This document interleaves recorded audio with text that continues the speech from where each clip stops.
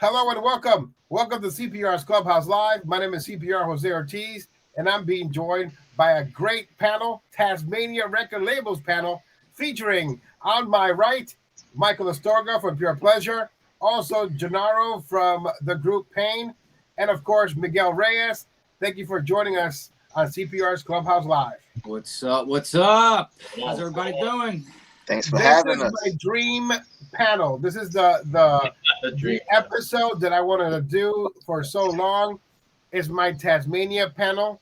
A lot of people credit Tazmania Records as the record label who brought Freestyle back and then killed it. But we're going to be talking about we're going to be talking about the story of Tazmania in long form.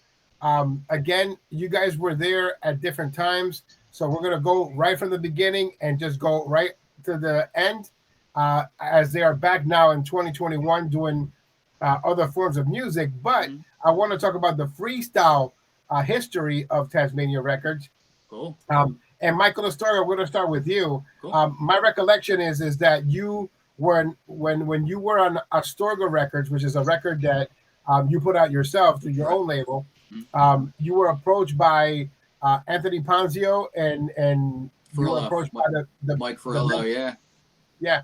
So you come over onto the Tazmania label.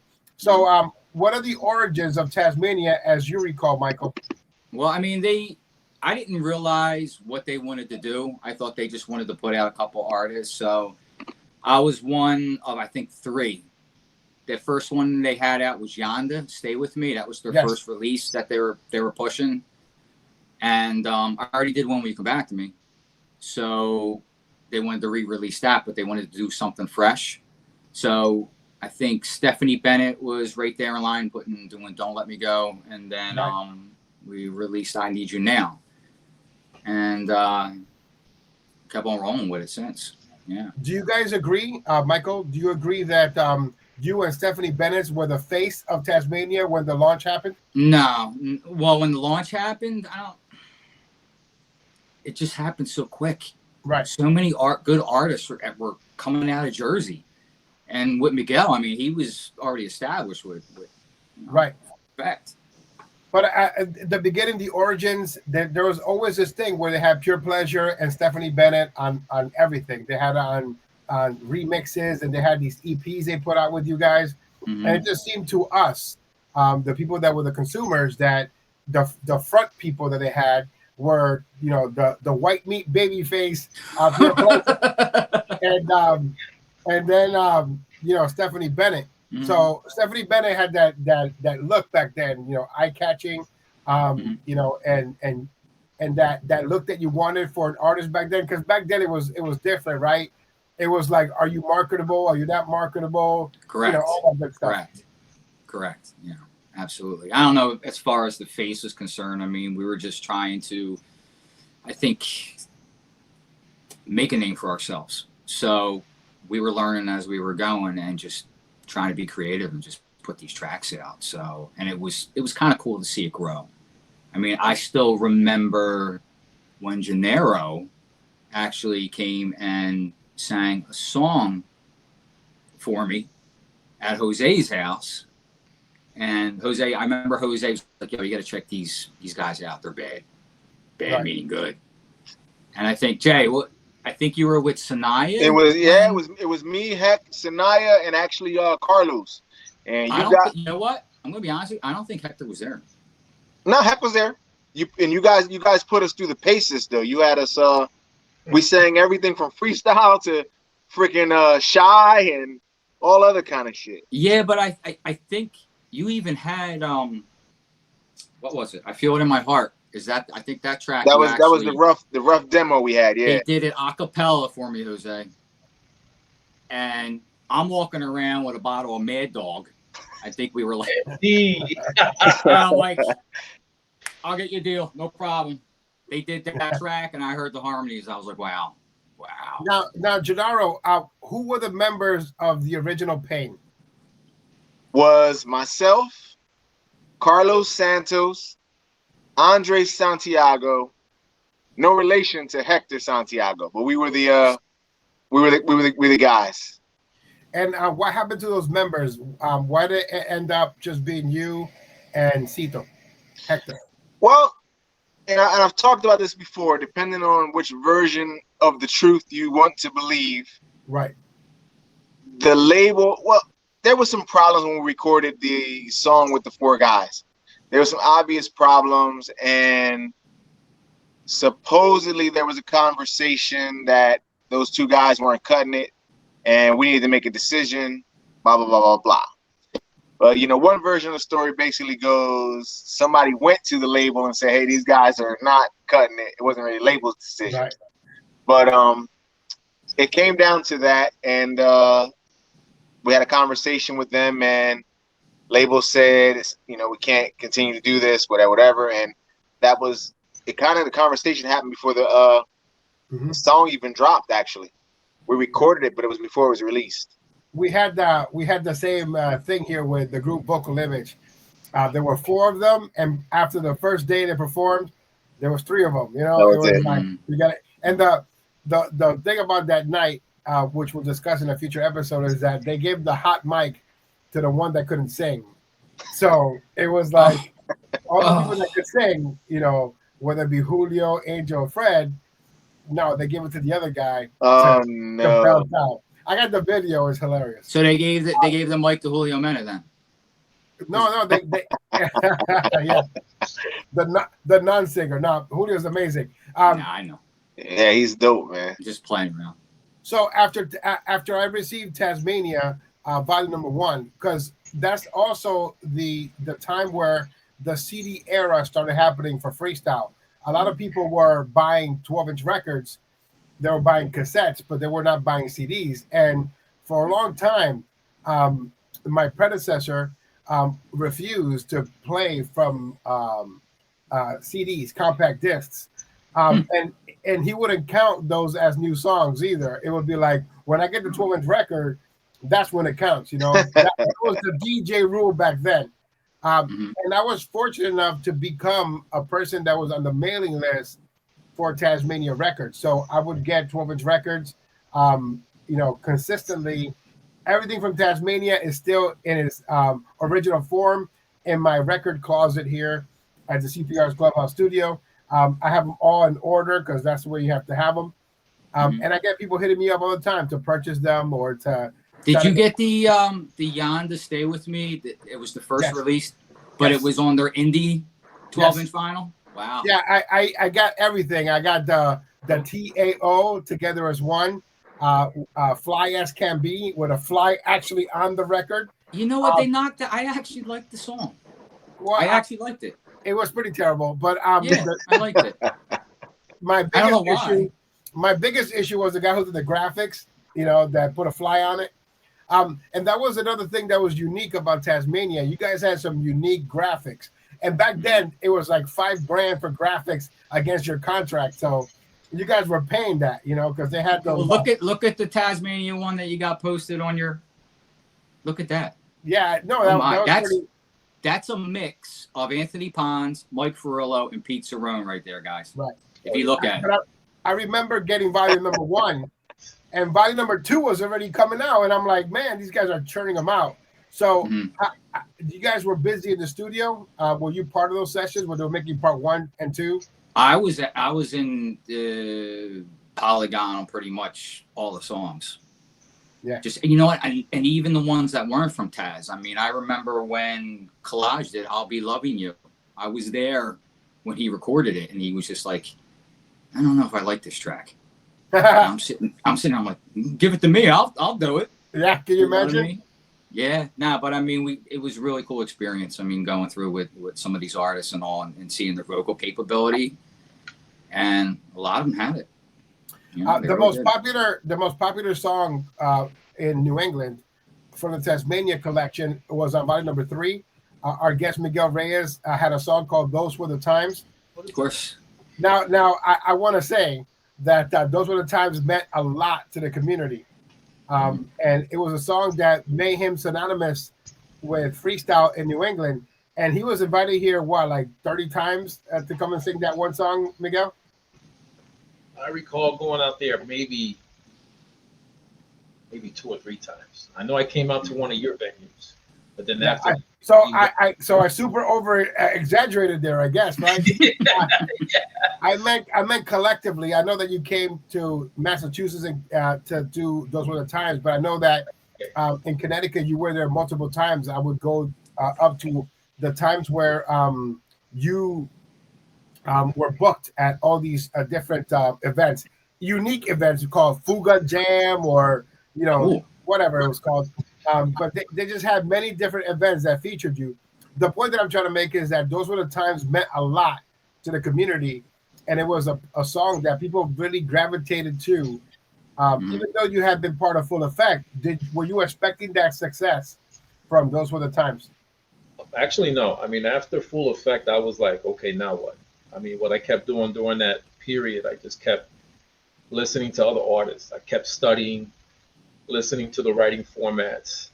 And also during that time, I was going through a transition in my life. So, that's how the song came out. At the time, I was just thinking about, my family, close friends, people that inspired me. And that's what created that song. So it wasn't until I didn't know anything about Tazmania till Sammy C reached out to me. And I guess he has spoken to the guys, Anthony Pons, and they remembered me from Full Effects. They remember my sound and songs, and they were interested. So that's how all that started. From there on, it was history. Yeah, Sammy C is one of the most underrated artists of the Tazmania compilations, because he really did put them on the map. I mean, when In Your Eyes and the other songs that he put out, when he put them out independently, they were very popular, and to the point where we had Sammy C come to New England, and he had to be the main attraction, even though he was just one of the people that were part of the crew. So he ended up closing the night, and that's how much those songs meant to the community. But Sammy C, again, one of the most underrated artists in the Tazmania era. Volumes 1, 2, 3, and 4 were distributed by Hot Productions, and they put out Tazmania mixes. There was also a situation where they started churning everything out so quickly that even though Tazmania was out there in the forefront, it seemed like they had burnt out their stay at Hot Productions. Do you guys recall how the Hot Productions exit happened? You guys know, I've seen all the internals. Yeah, Mike would know more about internally about that than us. Yeah, it was pretty nasty. I mean, we actually took a trip down to Florida to Hot, and the numbers weren't jiving. We were waiting on statements because at that time I was actually an investor into the label. I actually invested into the label, I think, second year in. So we wanted to know what was going on. We were going to make our return, and we weren't happy at all with what they came back with. So we had to figure out what to do. Keep it going. I saw all the redacted pay stubs that people will receive with the checks. It would be like $2 and some odd cents, and it would be redacted, and all the expenses would be redacted, and then you had to cash the $3 check or whatever the case may be. So was that what was happening with the Tazmania record itself, the label itself? I mean, I'll be blunt with it. The distributors, they rob us for all the time that we put in, and we pay for production for the artists, and doing these 1 through 3 compilations. The return wasn't there. We were lucky we didn't go belly up right then and there. Right. So you did one more compilation. You did 4 for the Hot Productions distribution deal. So again, because we always assume that you got a better deal from Metropolitan, that's why you left, and it was because of the split from that distribution label that led you guys to leave. Right. Well, it's no problem when you go to Sam Goody and you want to buy a Tazmania CD. That's when the transitions were going on, so they're putting out more CDs. And then what they were doing is, I don't know if you guys remember this, they were actually, from the distributor, they were taking the stickers, like Tazmania 5 coming out, and would put it right over top of the UPC. Mm-hmm. So what happens when you go to the front and the UPC is not scannable? It comes up as miscellaneous. You can't report it. You don't know how many is being sold except for the people who are pressing it. Right. So, You know what I mean?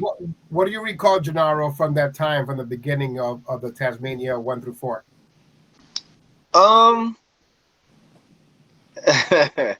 It's a whole lot of different emotions come to mind with that whole stuff. You know, on the one hand, you're like, you know, oh man, we got a deal. You know, oh man, this is great. You talk about Sammy C. I knew Sammy before the Taz era because we were both from the same neighborhood. I grew up on 7th Street in Camden, and Sammy lived on 8th Street. Right. So we literally like grew up around the corner from each other, and like me and Heck were just like two guys trying to do it at the time, and he was already like doing it. Like you said, In Your Eyes it dropped, and he was moving on to his second song. And I remember when we went to the first Tazmania meeting, his eyes was kind of big, like, oh, you guys are here, like, you know, because he didn't know we were paying because we were still Fire and Ice at that point. Right. Before, so you know, he knew Payne was on the label, but he see like Jenaro, Hector, you got, oh man, I didn't know like you guys. So you know, it's kind of funny seeing these two kids that were like, yo man, how you do that? We want to do that, and you know, then we wound up being there, and like you know, like Mike's saying, then you know, you start doing things, and we go forward a little bit, and I always tell the story. The big thing that like stood out to me was, you know, I'm broke, and it's like my song is playing in every freaking song that passes me in my neighborhood. Mm-hmm. I hear our CDs are going nonstop. Like, I mean, every car that passes by is like, not every, I'm exaggerating, but you understand what I'm saying. And I'm sitting there going, something's not right, man, because like we're like super popular. And then you know when we started traveling, and we went to places like Connecticut. The first time we went to Connecticut, like you said, the things were coming out so fast. We were performing I'm the One to Blame, and we said, well, let's sing it because this way we can introduce it to people. We didn't expect no one to know it. The audience was singing it back with us. And I think it came out like 2 weeks before we got there. Yeah. So, you know what I mean? It was a, you know, learning experience. Like I said, I have no ill will towards the label at all, because without the label, we wouldn't be having this dialogue right now. I wouldn't be, you know, the Jenaro that I am. So I'm grateful for the experience. I mean, you know, look, man, it's the nature of the business. The same way, you know, they got jerked, so we got jerked. You know, I'm not mad. I'm not mad at them by any means. I'm grateful, to tell you the truth. I mean, we all gotta get our bumps and bruises in this business until you know better. I mean, even it happens in the majors. So why would I sit there and, you know, be upset or something? And I don't feel like they were taking advantage of us to such a degree, because they were learning like we were learning. So, you know, I mean, it wasn't like they were these established label that was out there. They were actually trying to do something good. Like you said, they kept freestyle going at a time when most people had turned their backs on it. Because you and I know a lot of legends were working and stuff. So sorry to interrupt, but at the time where Tazmania released their first compilation, we were playing techno. And people right now are going, what's techno? But that's what we were playing. We were adding old school freestyle music with techno, and there was a countdown that they were doing, the Clubhouse Dance Music Countdown, which is still going right now. But we implemented Latin house and techno on the countdown with freestyle because there was no freestyle coming out at the time. Right. Now, Miguel, you were part of the first wave, the first 4 compilations of Tazmania. What do you recall about being part of number 3 and then part of number 4 as well?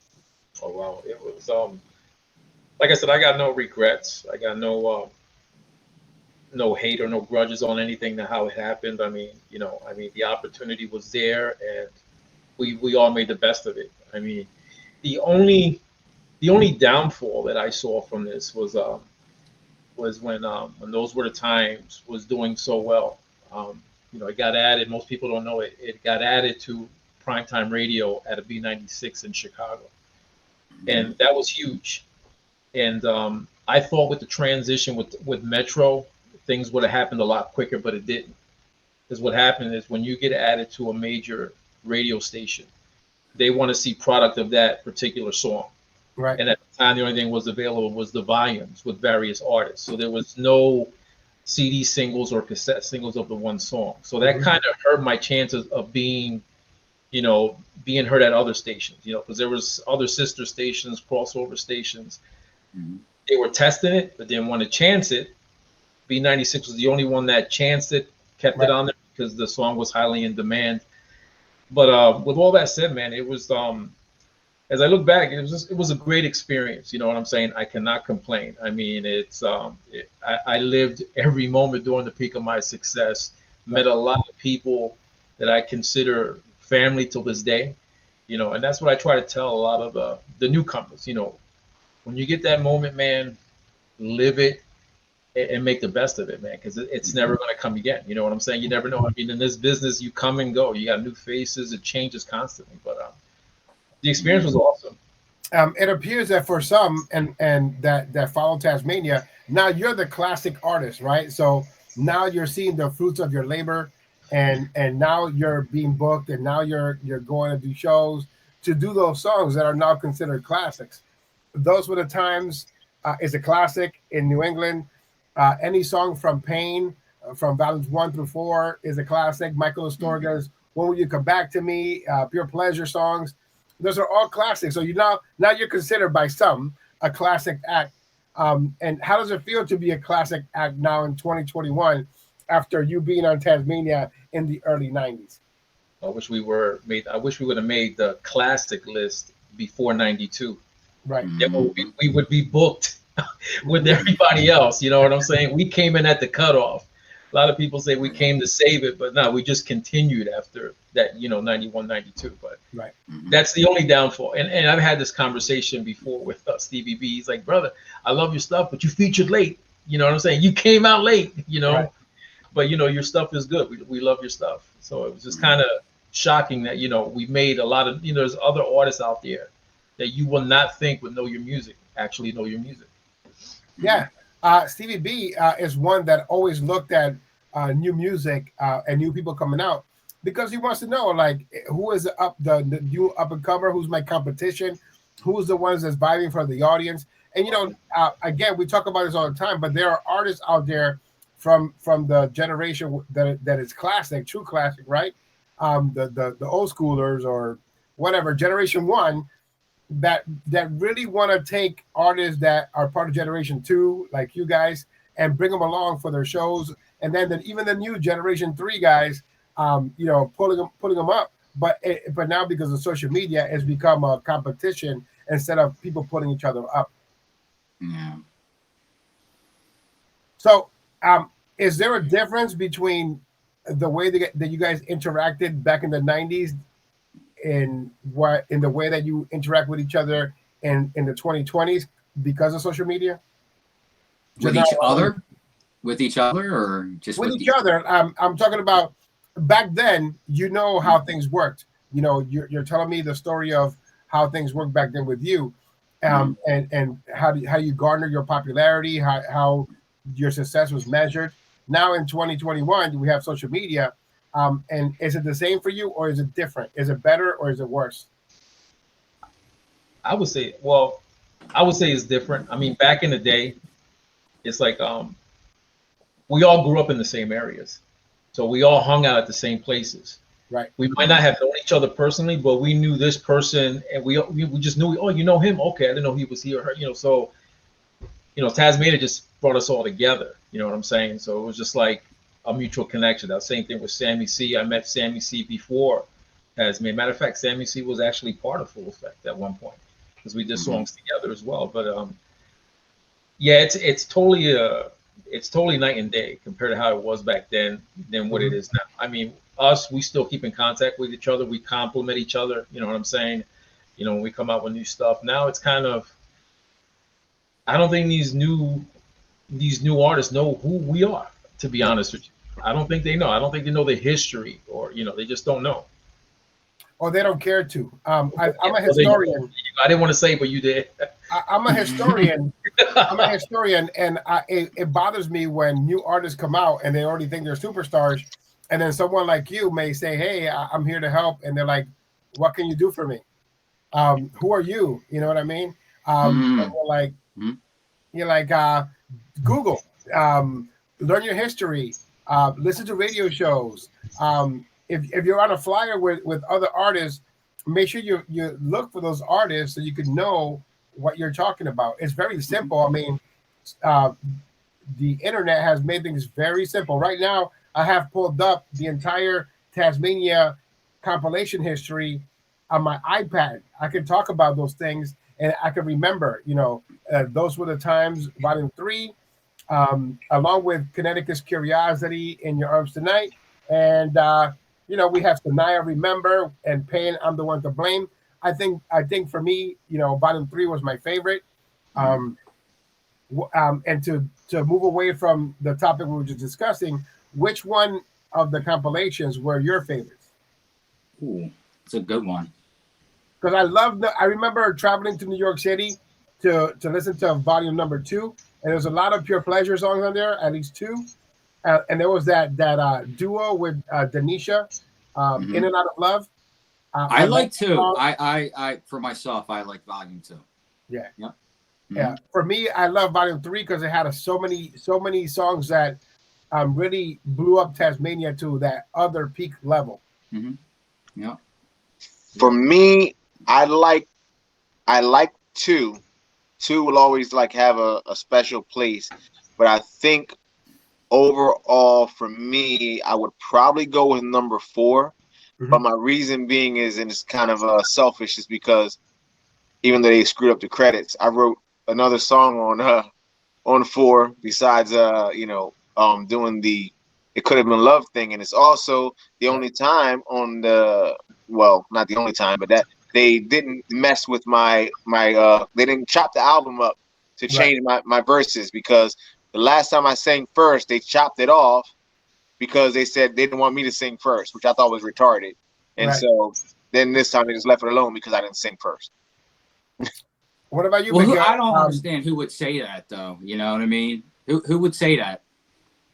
I could do my best Pons imitation. Be like, man.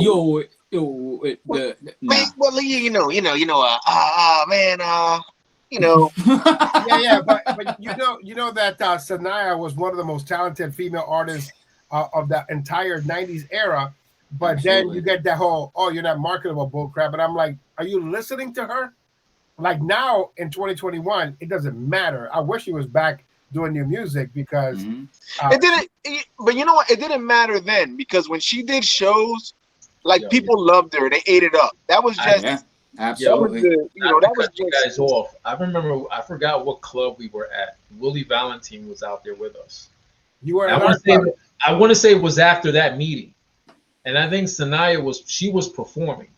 When she started performing and started dancing, Willie was like, "Holy shit!" That show was here in New England, and yes, I recall. That was my next point, because we all gathered together the next day at the CPR's Clubhouse show on 103.5 in New England. But man, Sanaya was the real deal. And not only is she a great singer and writer, sweetest girl too. What a performer! The sweetest person. What a performer! What a great performer! But I didn't get to ask you, Miguel, what was your favorite compilation out of the first 4? I would say volume 3. It's the one that everybody mostly talked about. I mean, even back in the day when I was doing going to record stores and signing, people would bring the volume 3, and they wouldn't just talk about those were the times. They, do you know all these other artists on here as well? So I mean, that was the most talked about volume, no matter where I went. I mean, I signed, I think, more on the Tazmania 3 than I did on my vinyl. Michael Astorga, just so we could recap volume number 3, we got Samantha Be Sure, which is a smash. Miguel Reyes was on the times. We had the Willie Valentine, Once You Love Affair. Joe Zangi through and through. Koala Bay was on there too. Sanaya, Remember, Curiosity, In Your Arms Tonight. Koala Bay came at volume 4. Volume 4. Okay. Yeah. We had Tolga on volume 3. Pure Pleasure, You Are the One. Yeah, Miguel did the backgrounds on Shattered? Wasn't Shattered my first feature? Yeah, you guys, LFX, Shattered Dreams. That was great song, a hit. right? I love that song. That was a hit. Never got to see who sang those songs. Never knew who it was. I met him. He came to a couple, 2 Taz meetings in Ferrulo's house. And then there was a Gina Lanz or Gina Lanzi. I don't know, how do you say it? Gina Lanzi? Yep, that's it. You got it. So Gina Lancey was like the most played female. Carry just on the cover. Carry on. I will carry Yeah. on. Yeah, I will carry on, Gina Lancey. There was a DJ here in New England, DJ Bad Influence. He would end his show with that song every week. Get out. Every week, I will carry on. And I'm on that record. You know, I'm on that record, right? Yes, I see the credits. But the reason why he played that song was for his son, who was taken away from him and was far away in another state or another country. You know, eventually they got reunited, but that was a song that he dedicated to his son every week. That's another artist from Tazmania that I wanted to meet and book, Gina Lancey. Never got the opportunity to do it. I always wanted to meet Denisha. Never got an opportunity to do it. Because these are artists that because of Tazmania putting out all these compilations, all these 12 inches, we didn't really get to meet or enjoy. Who are some of the people that you thought had talent that didn't get the spotlight the way they should have? Ooh. As you said, I say Denisha for sure. I just feel like with Denisha, a lot of it was song choices, because she's a different type of vocalist, and I just don't think a lot of the freestyle structured songs, she didn't really approach them the way her voice really is. She's like, I mean, she's a powerhouse singer. I know Mike knows that too. She's a powerhouse singer, and I went to high school with her too. So when I say like I'm so connected to all these people, Sanaya used to sit behind me in English class, and I was one of the first people telling her like she could write, and you know, you guys know her with more personality, but when I met her, she would literally speak like in a whisper. You really think so? Like, you know, and she was like really shy and everything. She sounded like Hooks from Police Academy. Yeah, like she was so reserved. But I was like good friends with her cousin Tony, and he kept telling my cousin Sonia sings. So, you know, me and Hector singing like Sonia, and he's like, yeah, and I'm like, man, that's my girl. She sits behind me in English class. We talk. I show her my writing and all this. Like, I didn't know that. So, kind of, she actually used to be friends with a girl lived down the street from me, and that, like, so it's all like how it comes into the. I always make this thing like from my little circle of the Taz people. It's kind of like I'm like this little link in the chain because of how I was connected to some of the people who came onto the scene or whatever. But it's fun. So you picked Sanaya out of underrated and person that should have been more in the forefront, or you're talking more about Denisha? I won't say underrated for Sanaya because her songs got exposure. Now, as far as her being underexposed by the label, yes, I'll say that for sure. But underrated now, people hit me up all the time like, man, her songs are dope. Like people love her music. So she did get her props in that, and I still talk to her from time to time. She's very heavily into, you know, church right now. She doesn't do any more freestyles, but she'll still you know, if the fans reach out to her and say hello, she responds, and she doesn't like shun that stuff away completely. So Miguel, I think I know who you'll choose, but go ahead. Who do you choose as a person that was underrated and not given their spotlight on Tazmania? Sanaya, man, all the way. I seen her perform, and I said, girl, you got better moves than I can ever have. You know what I'm saying? You know, because my stage presence is just average. I watched her, and I'm like, wow, I need to do some work. I remember you throwing roundhouse kicks during your show, and I think Noel stole that from you. What's that now? I remember you throwing roundhouse kicks during your show. Oh, snap. And I think Noel stole that from you. You know what I mean? Because yours were fluid. You know what I mean? They were. He used to do that. They were a lot more fluid. Yeah, Miguel used to do that in the studio too. Before. Oh wow.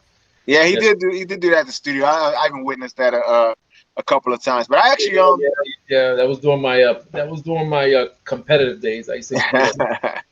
I even have a kind of a Miguel story because we were huge Full Effect fans. Like, you know, there's certain type of music that me and Heck would gravitate to, and I'll never forget the first time, you know, we heard Remember the Days, and I was like, man, this is like one of the dopest records that I ever heard in my life. By some crazy coincidence, I wasn't there because I had to work, but Hector and my friend Tito were in Tower Records and ran into Miguel. I remember. And we were telling like, oh, me and my partner Jenaro, we sing. We're this group called Fire and Ice, and like we exchanged numbers and all that stuff. So again, it's funny how we all wound up on tab. It's just like a little coincidence. They wound up at Tab Records. Yeah, when we had that meeting, I was like, oh, all right, I met you guys at Tab Records. Yep. Michael, who you choose? What's that? Who are you choosing as a person that was underrated and not used properly on Tazmania? I don't know if you guys remember. You remember Justin Vincent? I do. Yes. Yes. Yeah, he that boy had a lot of talent. I mean, he actually was at the front door. You know, he was hooked up with Timberland's camp. He was working with Pharrell. Yep. Yeah, he was doing a lot of stuff, and he had that big meeting, and it just didn't fall through. This was like after his Taz days. Right. He started really getting into production, and that boy could sing. Well, let's move forward to when Tazmania moved over to Metropolitan. So you're the guy that was behind the scenes, Michael. Was that issue with high production what caused him to go? I know you touched on it before. Want to make sure you do it now. It ultimately wasn't. I wasn't 100% sure, but I'm going to say yeah. Yeah, it's pretty much. I mean, we wanted to be in a better place. I think just somewhere closer where we could monitor what was going on. And Metro was a good fit, too, I thought. You came back with some fire on Volume 5 because Pure Pleasure Bring Me Back. Like you became a New York street freestyle group. I always was a fan of Willie Valentine. Always a big fan of, like, when he did One True Love Affair, I was like, I want to do stuff like that. So we contracted him and Michael Anthony Berteau. And I remember them being in the booth. And I'm singing. Willie's like, no, I don't like that. Michael's like, leave him alone. That's how he sings. What are you talking about? Willie's like, this right there, I don't like that. But we knocked through it. I was happy with it. I mean, I had a different idea in my head how I wanted the vocals to do, but it was a timeline crunch. And the boys will tell you, I mean, we're in the booth. We had X amount of hours to get the track done. Yeah. You know, and it was like, if you didn't get it done in that certain amount of time. Now, it's very different in 2021. How much did it cost back then for vocals? For vocals, what did they do, boys? They just put that into the package. So I think Bring Me Back we did in 4 hours. Totally. And that was what we got. Every song was 4 hours. You had 4 hours. You didn't get it done in 4 hours. Whatever you didn't get done, forget it. It was over. Yeah. What was the cost for 4 hours? We didn't pay. They did. 4, 8, $40 an hour. Yeah, that's about right. 40. Wait, $40 an hour, but it cost you about $3,000 to do the song. Yes. Right. That's that. So things haven't changed much, you know. That's that freestyle 40%. You know what I mean? You gotta pay that freestyle 40% tax. Unreal. Yes. Miguel, when you went over to Metropolitan with Tazmania, you got an album deal, right? How did that come about? Did you push for it? Did they offer it to you? How did you get the album? But what happened when we're doing that transition, when Metropolitan, right before we went to Metropolitan, the song had Those Were the Time has just got added to regular rotation on B96. Jerry Salerno got real excited, and right off the bat, we need an album from this guy. We need an album. So, you know, Pete, Mike, and them reached out. Hey, they want an album. So we started, I started, digging into my songbook and, started dishing out some songs. So we finally got the album done. And then when those were the times got dropped, because like I said, there was no CD single of the song to support the airplay. Right. He didn't want it. He decided he didn't want to do the album. So the reason why that album came out was because a writer from I forgot who the writer was. DMA Magazine? DMA Magazine reached out to me, and we did an interview. And he mentioned, we started talking about the album, and I told him exactly that. I said, 1 minute they wanted it, now they don't. And he wrote that. So Jerry saw the column and got mad and said, now I have no choice but to put out the album because of that column. And that's the only reason why the album came out. If it wasn't for that write-up, it wouldn't have been no album. And was it the person that wrote that, Bernie? No, it wasn't Bernie. It was not Bernie. Doug Bump. Doug Bump. Okay. Well, big shout out going out to him wherever he is. Yeah, it was. I remember the name, Doug Bump. Because I remember speaking to you back then, and that frustration where we were excited in New England to have an album from you, and then it was pulled. Back then, there were two places that sold freestyle in this area. In Connecticut, it was Mr. Musica, and in Springfield, Mass, it was the Music Center. So these places would churn out freestyle every week. They would get shipments from Hot Production, all these places, and they will sell. Mr. Musica was the best because he would sell you all the bad compilations, even the tango, right? Whoa! I'll be here all week.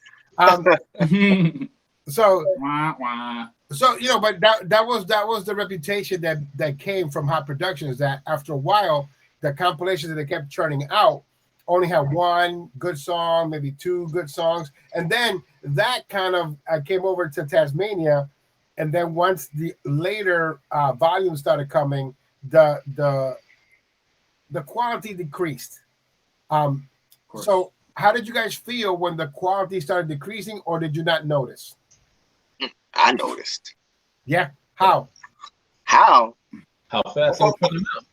Shit. On volume 3, they literally used the same break on our song and Jose's song. And they started. Yeah, they were mix mashing. Oh, we'll take a little bit from here and there, right? Yeah. They started putting three artists on one vinyl. Remember that? Yeah, that did happen. Yeah. I also remember that they had like 40 different versions of Rhythm Centrics. You don't have to worry. Like every compilation had a remix to Rhythm Centric. Well, see, unreal. Not to go off course, but that was another thing I saw with Metro. It's like I became a victim of circumstance because of that article, because he had no choice but to put out the album. I became a victim of circumstances. I thought after the success of Times, someday would have been a strong follow-up. I thought Metropolitan would have been on top of it. I thought it was a beautiful follow-up to Times, but it just sat like everything else and didn't go nowhere, was not promoted, was not pushed. And then you saw everything else being rushed from that point on. I also saw like a merging of some of the artists from Viper Records were coming over to Tazmania, like Deneen. I also saw some of the people that were on Metropolitan also coming over to Tazmania. So what was that, a collaboration or was that mandated? That I don't know. I don't even remember when they started. I remember some of the deals we're trying to go through. I don't know if it was a money situation or whatever, just to do collabs. I don't know if certain person A was running out of money, and then they wanted to bring somebody over to try and fill in the voids. But right. I mean, I remember talking to them early in, I think it was probably around volume 4 or 5. I'm like, why don't we just concentrate on artist development? Take like 4 artists and just push them. Didn't want to hear it.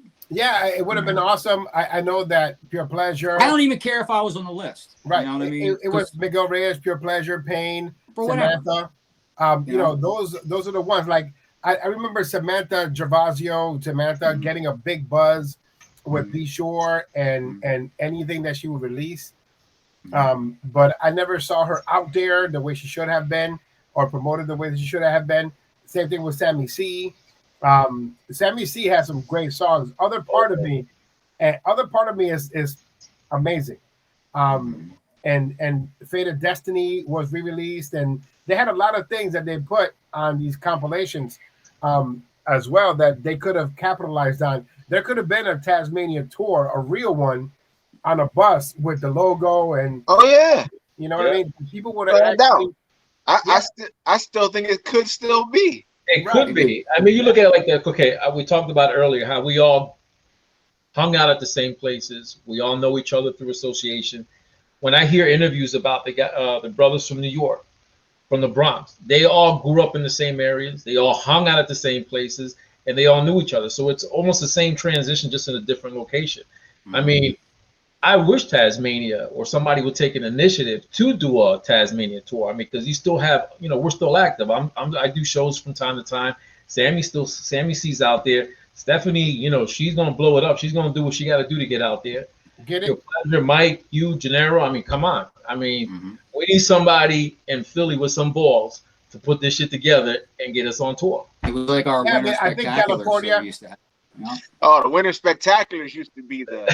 That was like a thing in Jersey that we used to have. We used to have like 1 or 2 parties a year, and we find the biggest club that we could have it in, and we were like, they would shut it down. Fire marshal would come shut it down, and they were bringing people in through like the staircases, like the fire escapes.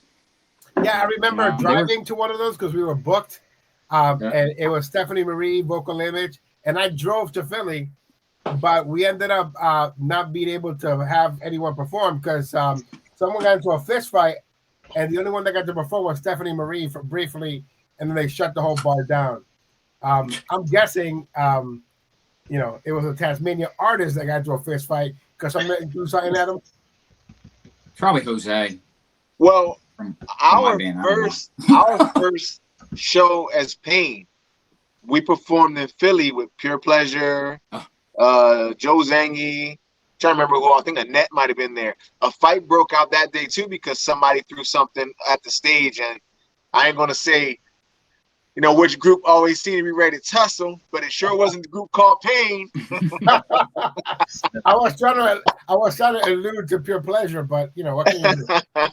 I had the opportunity to book people like Annette and Charlie and all these people that were part of the Tazmania. Oh, Charlie was there that night too. His girl tried to fight him because so Miguel Reyes, Willie Valentine, Sanaya, Payne, and so I think that a Tazmania tour in Massachusetts, Connecticut, California, Texas, Philly, and New York, and that would work. And the price has to be right, but also the venue has to be right, and the community needs to want to go out there and celebrate these songs that are going to be turning 30 years old soon. How do you feel about that?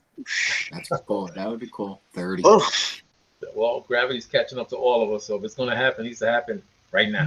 I'm telling you. Right now, man. So once Tazmania started getting into volume 11 or 12, when did you guys choose to depart? When did you guys choose to leave the individual labels? Because for a long period of time, all I hear on Tazmania compilations was Pain and Sanaya. You know what I mean? Pain and Sanaya. Even the Christmas follies or whatever they used to do, it was Pain and Sanaya. Well, and we talked about this before. I am not there. I left. I'm not on 5. I ain't on, a few of the ones in there, but coincidentally, I'm on the last one.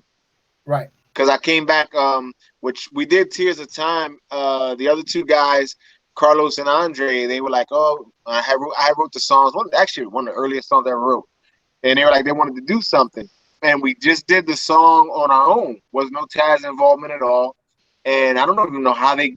Again, these guys, they had spies or something because they would always hear what we did, and they were like, "Oh, we heard your song. We want to put it out," and I was like, "What?" And then I was like, and I told since it was Carlos's idea, I said, "It's up to you, man. I know I wrote the song, but if you want them to put it out, put it out." So it actually bookended the very first song we did with Taz was all 4, and the very last song was all 4 of us again. So what led to your departure, Jenaro? Actually, again, depending on the version you want to believe, I think it had a lot to do with my I've always been more business savvy than my partner, and I would question a lot of things, and supposedly, it was a conversation of, well, they wanted him to just go ahead and be on his own, and my thing was, well, he can go do whatever he wants, he just can't do it as Pain.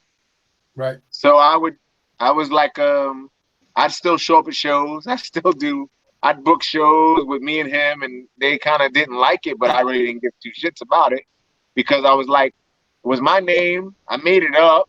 And I had been driving this van for so long. I'm like, how are you gonna throw me out of my own van? You must be crazy. Like, it ain't gonna work. I kept telling them, like, you know, I kept telling Sanaya, Joe, anybody who would listen to me, I would say, stop singing. And they said, what do you mean? I said, I put out a cassette as like a trial. I sold every copy I had. I had it in Tower Records, Sam Goody. I had it in all these places. I'm like, you don't need the label to do this. I said, and if you're going to stay on the label, at least make them treat us right. And then, what do you mean? I said, stop singing. Stop churning out song after song. Stop writing for everybody else. I said, because eventually they know that the Pure Pleasures, the Sanayas, the Pain, these people are keeping the label rolling. So everything else is just filler. If you guys say, I'm not going to sing, I guarantee that you're going to start getting paid. I guarantee this and that's going to happen. But, you know, I was just, I was one man against many. And then later on, I'm like, oh, Jenaro, you were right. But, you know. Now, Miguel, what led to your departure? Your album was released. You were pretty much a breakout star on the Tazmania label. What led to you leaving and parting ways with Tazmania? I just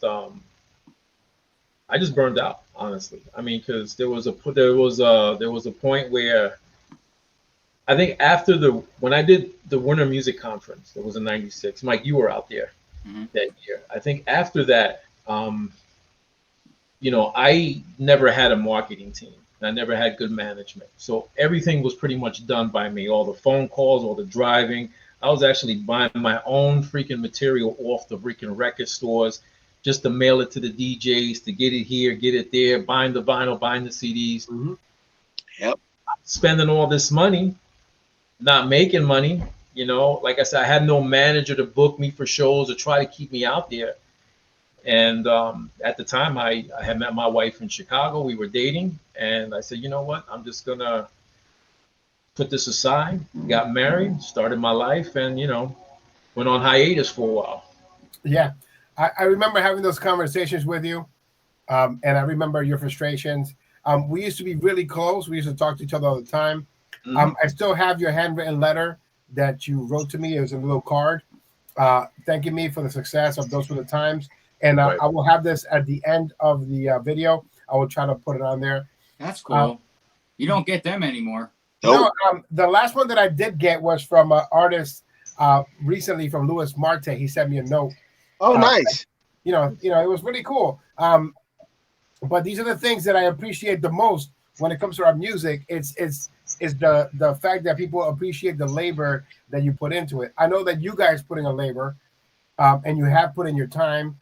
And Michael and I were speaking about this before we started recording this episode about all the times that I put in to promote. Absolutely. People don't realize how much work it is entailed for what you have to do. Right, and this is not about me. I just want to make sure that people know the efforts that the artists have taken. And I know Miguel Reyes' plight because I was there from the beginning, and I remember all the trips that he took and all the sacrifices that he made and all the frustrations. And I remember the Tazmania album situation like it was yesterday. I recall the conversations that we used to have. That conversation cost me like $300 because back then you had to. I'm like, Miguel, can you come back after 9? Yeah. A recall, yep. Yeah.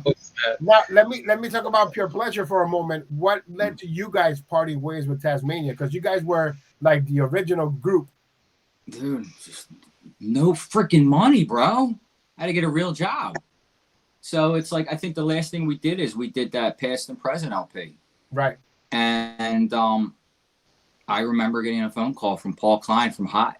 And I don't know if Mike and Jay know this, but he was just like, yo, you owe me money. I was like, what? Oh, are you kidding me? I said, we're pressing up 1,000 copies, 1,500 copies, the whole thing, and you want a piece of that too? Mom. No, I wish. You know what I'm saying? And I had, I remember I was living home. He called me on the phone. Oh my God. It's like one of those times, you know how it is when you get so pissed, you see red and you just black out. You know what I mean? You know you're talking, but you don't know what the hell you're saying. Well, that's what happened. That was it. We did what we had to do. It was just time to, reality check. We didn't know if any of us were going to keep on doing what we were doing. We knew it was done, Yeah. Paul Klein was the owner of Hot Productions. Yeah. Yes. Yeah, I can see the Hot Productions record in the back there. But yeah, man, it is frustrating what happened in the 90s. And a lot of the things that happened, either it was a label or voluntarily done by the artists to themselves. Because I also recall that there were a lot of artists that didn't care about their songs. They never copywrote them. They didn't care about ASCAPing them or doing a poor man's mailing of their own copyrights. Yeah, poor man copyright. Yeah, a poor man's copyright. Because they wanted to be stars. So they would say, take my vocals, take my record. I paid you to produce it. Here, just take it anyway and put it out because I want to be a star. Yeah. And then 20 years later, they're like, "Where's my check?" You know what I mean? And right. No, I mean, all the artists and the label, Taz, I got to pretty much say this. We were at the mercy of the distributors with a hopefulness that we were going to get a big check and we were going to get paid for what we did. So it didn't happen. Now, and then you started seeing the transition when Rhythm Centric popped out and then the music changing and I think it was like Jocelyn Enriquez, which she do the Ecstasy song. Yeah. That's when you started singing, all right, we're done. You know what I mean? And then you remember people using Sanaya's voice and putting it under a different name, Maximum Groove. Maximum Groove, yeah. Yeah, they're like, what? That's Sanaya. You know what I mean? So we know why you parted ways. What is your happiest moment when it comes to thinking of Tazmania and the records and the compilations? Oh man, just sometimes you reflect. I don't know. I mean, wow, I did this. I did this song. I don't even remember. All it. I actually go through Spotify, and when you hit see discography of all the tracks you've done, I just keep on hitting. I'm like, that's kind of cool. Hopefully, this all happened for a reason. Jenaro? I mean, some of my best memories, honestly, is things that people probably wouldn't even think about. Me and Mike had a lot of outside of Rob's house driveway conversations, just tons of them, like just things I will always carry and hold with me, because it was for me being this guy next to the big voice guy, to have somebody else get what I did when everybody else is looking past me. It was that was always a cool thing to me, because it was he always saw me from the beginning. He was he always saw me. It was never oh, that big voice guy, that's all we care about. It was he realized I was a vital ingredient to the formula that made us successful. But to use the term successful loosely. But that, like you said, the Winter Spectaculars, I mean, so much of this stuff is tied to moments in my life. I literally know I don't have to think about how old I feel in my heart is, because it's the same age as my second child. My second child was born the same week that it dropped. So it's I always little things like that is always tied into my history and memories of the label. There's a lot of not say bad memories, or there's certain things, of course, like I said, the label, get in the middle of, when I say my group, you're also getting in the middle of what was a friendship. I've been friends with this person for since we were 14 years old, and then you start making these waves and putting things in front of us when it's we're not even beefing over money. There's not even money. It's it'd be different if we were having this debate because somebody's getting all the money, but it's you're just throwing waves. But most of my memories are good, and again, like I said, because it's gotten me to be here, and just hearing my song played on Q102 on a mix show, it's a big station now where we come from. Those things to me are just irreplaceable. And I have other family members who have pursued things in music outside of freestyle. I got a brother that's R&B singer. I got two brothers that rap, do all this other stuff, and they're actually kind of envious of what I've done. They're like, man, you go do shows in front of thousands of people. You I would love to do that. So I'm always grateful. I didn't make it in the sense of what people call making it, but I'm very grateful to Tazmania, and I have fond memories of all that, because I got to do things that a lot of people wish they could have done. I don't take any of that for granted. What about you, Miguel? It's the moment, man. I think it really hit me. I remember I did the first time I came to Chicago, and we went to a club, met up with Tim Schomer, who was spending that night. George Lamont was in town. George Lamont came right up to me. He's like, "Are you Miguel Reyes?" "Yeah, George, what's up, man?" He said, "Yo, that song, Those Were the Times, the shit." And from that point on, I knew I did something right. Because before that, I always, man, I would love to share the stage with George, Johnny O, Cynthia, and those are my thoughts when I was writing the song, Those Were the Times. I remember brainstorming. I said, I just want to write something that people are going to remember me forever. Right. And it was that moment when he came up to me. Because, George, he's like, when it comes to stage performance, he's the GOAT, brother. You know that.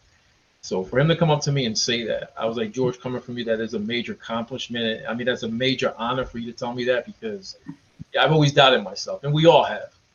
For him to come and tell me that was like, okay, I'm on the right track. So as I look back, I thank Tazmania for that opportunity. You know what I'm saying? Because I was with the independent label. We were just local kids just making some noise, but it was Tazmania that actually, and yourself, Jose, and the other DJs that help us expand, to be able to perform, to be able to hear the stories from the fans, the impact, that we made in their lives with our music and songs. That's, to me, that's my high. That's my excitement. After a show, somebody will come up to me, "Hey, man, we used your song at my graduation. Yo, man, we used your song. My friend who passed away, that was his favorite song. He had a tattoo.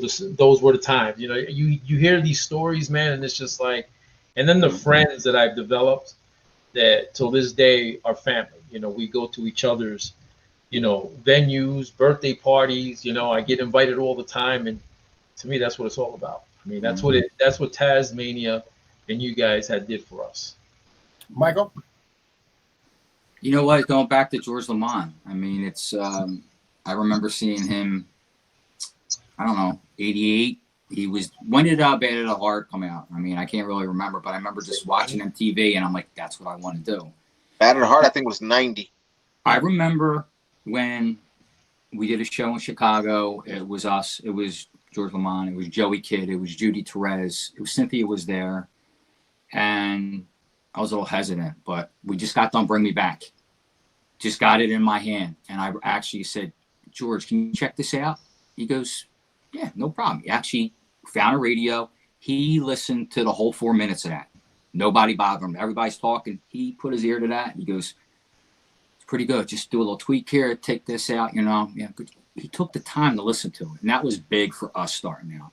You know what I mean? If you had a legend that, Coro was cool too. He used to always break our stones. Me and Jose had the ponytail, so anytime we do a show, he'd be hiding in the shadows, he'd pulling our hair. You know what I mean? He was cool. But no, we got along with all the legends. That was fun. I'll always remember that. To me, you guys are the soundtrack of my early DJ career. Yeah. Being able to be one of the DJs to break Those Were the Times was one of my biggest honors. To the fact where I was a rinky-dink small little radio station that was playing that song, and when my girlfriend and I broke up at the time, I played that song on repeat for I think 3 hours until Alex Rivera, a friend of mine, called me and goes, "Yo, you okay?" I'm like, "Yo, my girl broke up with me." And he had to drive. And I'm playing, Those Were the Times was on repeat. And he came to the station to take over for me for the rest of the day because our show was from 7 a.m. to 3 p.m. And it was an hour maybe or to 3 hours of me just playing one song. Those Were the Times on repeat, But I guess that's how the song became what it became, because it just kept on putting it on repeat. But you guys are the soundtrack of my DJ career. Pure pleasure listening to Bring Me Back and Only You, the Past and Present album, having the Astorga record, and then you being on Tazmania, to me is what opened the doors for Tazmania in this area, because I had that Pure Pleasure 12-inch record on Astorga Records. And then Pain, having conversations with Angel Mena about how you guys were the baddest dude on the planet in his eyes, and how we will be driving. I remember we had the Drive from Hell where we were having this conversation, and then Angel Mena snapped and he just started driving through all the red lights in his little car, But again, you know, and we'll talk about that in the future on one of these episodes. Because I teased it twice already. But it's just you guys are the soundtrack of my DJ career and me being on the radio. So I appreciate Tazmania for a long time. They brought freestyle back into my community. When I got the compilations, I used to bring the compilations in, and I would play the entire compilation because, man, I had 6 hours to kill. Why not, right? Wow. So on Saturday, people be at home cleaning, and I'll be playing Tazmania. And then I remember the photos that we've taken. Tazmania was the first label to really embrace me. After I met Willie Valentine and my friends, and I started doing my radio show. When I first got to 103.5 in Massachusetts, Tazmania just sent me droves of stuff for me to give away. 12-inch records. Like I said, I have all of them. I'm sure I'm going to get a call from somebody. Hey, can you sell me the? Yeah. But it's just great memories of having everybody in the studio. I felt like a superstar DJ when in the studio I got Tazmania recording artist Sammy C, Miguel Reyes. I have Annette. I have Sanaya. I mean, there's a picture rolling around on my timeline that has that time. Marisol from Artistic Recordings, she was there. Jesus the Juice Vasquez, the man that I looked up to on Clubhouse Dance Music, where I ended up, you know, taking over the show because he aired it to me. It's just, you know, Tazmania became the soundtrack of my beginning years of my DJ career. So I'm grateful for that. What I'm not grateful for is, you know, the later compilations, and I'm like, wait, rhythm centric again, you know. But you know, I'm sure that if things were to be done different all these years later, and we had that opportunity to do it again, I'm hoping that they would have chosen to promote you guys the way the artist is supposed to be promoted, especially with social media, because now you guys have the open world. You know, the world is open to listen to these things that you did in the 90s, and now you're able to go out and do shows. Which brings me to, you guys are still recording music. Pure Pleasure just put on a banger in 2020, top 10 song of 2020. Beautiful Thank you for song. that. Yes. Great song. Jenaro is doing solo projects, and he just finished doing a duet with Jenny Renee. Miguel Reyes is teaming up with Joey Altura to remaster and redo some of the songs that he did previously before, like that classic hit on that Tim Spinning Shomer CD that we could never get. Like the first time. Yeah. Oh man, so yeah, what a frustrating situation where, you know, you're listening to this Miguel Reyes Jr. song on a Tim Spinning Shomer compilation mix, and you can't get the song, and now we can get it. So let's go around the panel and talk about your current projects. So we'll start with Miguel Reyes. Miguel, what are you currently working on, and what have you released? Well, the latest one was the one that you just mentioned. Feels like the first time I was able to track down the original musical elements that we started. The song was originally produced by JJ Flores, who's no longer, you know, involved in the genre, but, you know, we're going to give credit where credit is due. So I was able to track down the elements, and I reached out to JoJo. I said, listen, and I had the vocals. I had redid the vocals a few years back at Carlos Mojica's studio. God bless his soul. I miss Carlos very much. So I did my vocals there. So I had all the vocal files. Reached out to JoJo. I said, listen, man, I've been sitting on this for a while. I should have done this a long time ago. I finally found the original musical elements. Can you create the original version to this track? It's still the 90s. It's still what the DJs are looking for. Still has that hard-hitting beat. So he was able to, you know, vocal arrange it, put it together. You know, he did his little thing to it, but we kept it original. I said, I want to keep it original. You know, we got it. That is called the Audio Jacks remix, and we're going to have the link on this video. Anything that has to do with current music by these artists will be on the link. Awesome. And in the future, will you be releasing more new music, or are you pretty much not releasing and performing? No, I mean, as far as performance, I mean, if I get a phone call and somebody wants me to come out, you know, if the setting is right and if the sound is right, I'm there, you know. But as far as new stuff, I mean, kind of listening and brainstorming a little bit right now to see what's currently being played. I know the lyrical formats are changing a little bit in a lot of these songs. I'm hearing a lot of great stuff out there, so I'm kind of like changing up a little bit. So we'll see. I mean, I'm still not done yet. I mean, I'll keep going as long as, you know, till God takes away my vocals. I mean, I think I'll still keep. Please do me a favor. Don't rap in the middle of your song. Oh, no, That's my job. No, I'm not gonna do that. If I'm gonna do a rap song, it'll be strictly rap. You know what I'm saying? You know, if I want to change course here, but I know what you mean. Jenaro, what are you working on? And I know that you put out some really great music. Thank you. Got another song in the works called "Don't Talk to Me." You got to hear some of it, but I'm rethinking some things about it. I got it some hands, getting some things done to it because it's a pretty personal record to me, and I want it to be as good as it can be. Not to say I ever put out anything that's subpar, but I'm very critical of myself, and with this one, I'm being extra critical. I'm proud of it. Again, I think it shows, I'll say our songwriting capability because, again, we write certain type of music, and I'm proud of it. I got that working. Got a couple other things I'm working, and I've written one song for a legend. They haven't put it out yet, but I did do that. I'm writing another song for another person I consider a legend. Certain people consider a legend. So anyway, I got that in the works as well. I've been asked to write a few things for a few people, so I've been doing that. But the Jenaro solo album is in the works, as well as the aptly titled "Pain the End."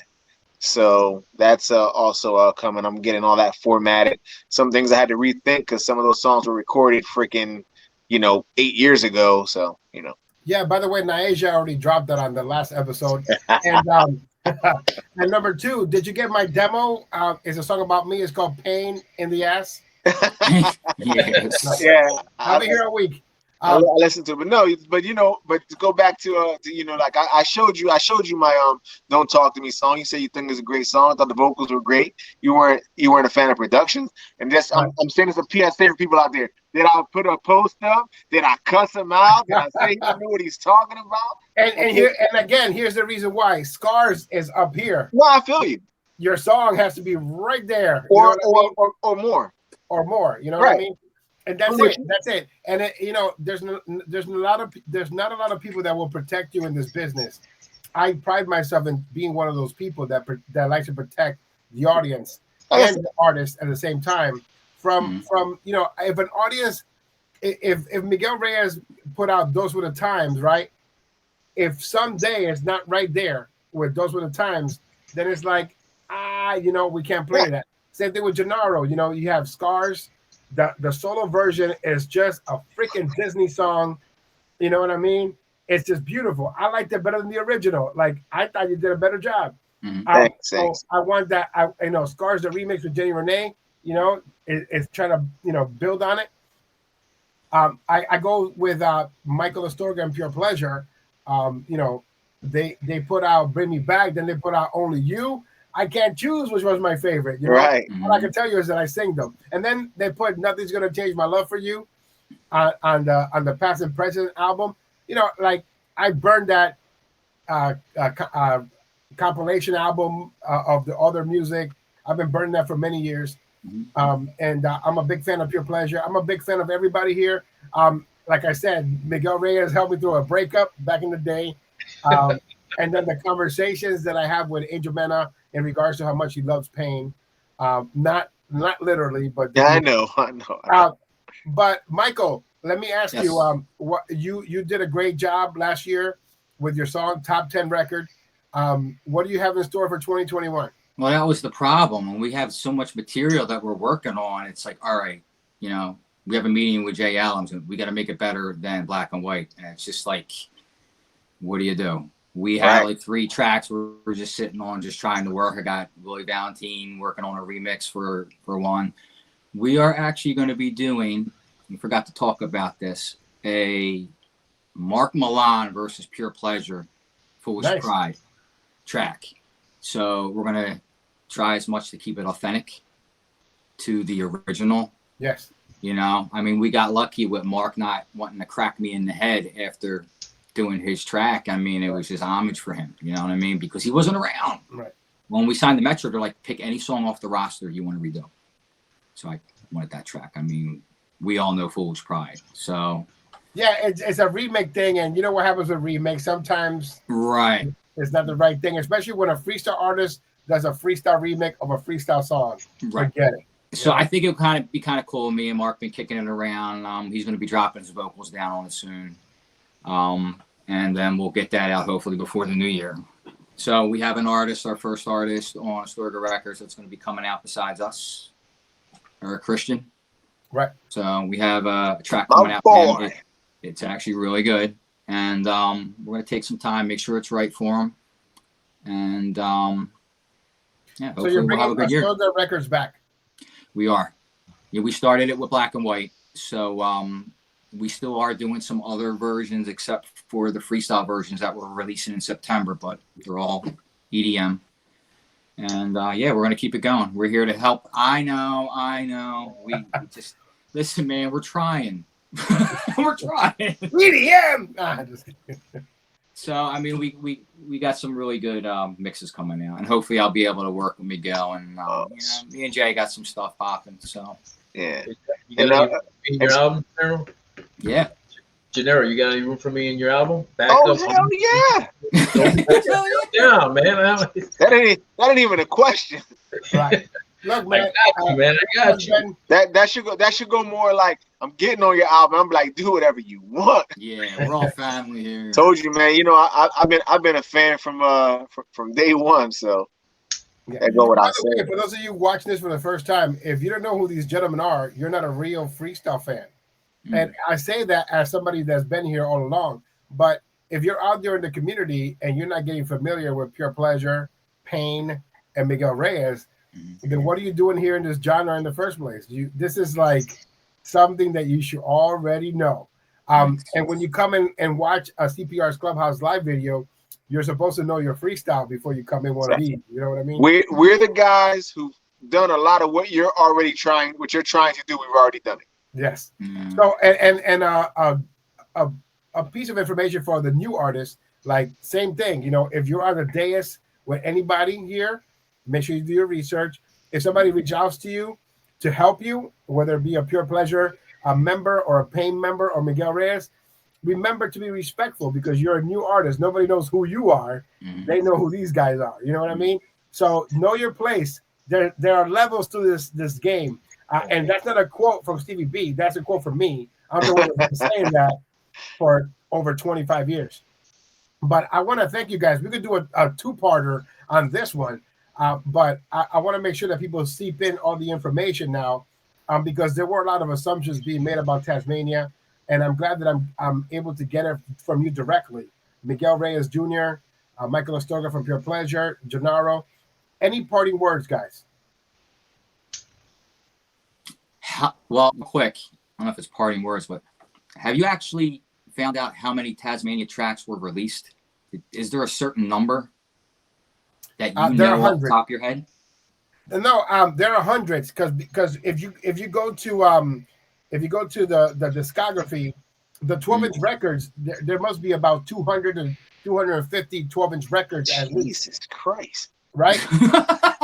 And then Tazmania went from Tazmania on number 1, 2, 3, 4 to Tazmania 14, and then they stopped doing numbers and they did Series A, then they did LMNOP, QRS, TUV. You know, it's crazy. And then they did Tazmania WWE. I don't know. You had mega mixes, you had all type of stuff, man. Yeah, and then you had the Pure Pleasure, the EPs that they would put out, the Stephanie Bennett EPs that they would put out, you know. Mm-hmm. Look at these handsome fellas right here. Let's see if I can put it in the camera. Wait, Wait, you got the blank screen. It's a blank screen. Hold on. Now I got it. I know those dudes. Let me tell you something. No, I don't care what you say. I had the best hair back in the day. What I will say before we go is that I'm jealous of both of you. Y'all still have hair. Yeah, tell me about it. Look at Miguel. Put it back on. Thanks. I'm not as shiny as you. All right. Yeah. Mine is done. But everyone on this panel has a unique voice, and you stood out because of your unique voice on Tazmania. Michael Astorga, your voice is synonymous. I could pull it out of any song. Same thing with Miguel Reyes. Same thing with Jenaro. I know your voices. You guys are all unique, and you guys are all talented in your own right. And so I don't even need to. All I need to do is hear the demo, hear the record. I know who is singing on it. Back in the day, it wasn't as easy to find out who sang what, but I could tell you by the voices that are here joining me in this panel. So I want to thank you guys for coming here and talking about Tazmania. Part 2 will soon come because I'm sure that Stephanie Bennett will want to come on, and maybe Jose.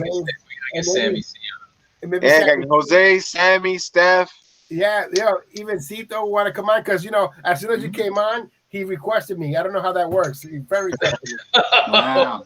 But it happens. I already have him twice, so it'll be a third time. But I'll click on all of them. I want to speak to more of the Tazmania artists. I just found Deneen performed a few weeks ago, and she sounded marvelous. And I like to talk to the Tazmania artists. Yes, Deneen was on Tazmania. I just talked about that. People are like, she wasn't on Tazmania. Yes, she was. So I want to thank you guys for joining me. I will leave links in the description so you can link to songs by Miguel Reyes and Audio Jacks. You can link to Michael Astorga and Pure Pleasure's new song and their previous releases. Also, Jenaro, Scars, and the remix with Jenny Renee. So I want to thank you guys for joining me. Thanks for having us. Man, I can't wait to hear all your new music. Cool. Yeah, we want to put it out. We just want to make sure. Yeah, man. Right. I'm ready. All right, guys. Talk to you soon. And remember, this is CPR's Clubhouse Live. And as we always say, it's not who you love, it's how. Talk to you soon.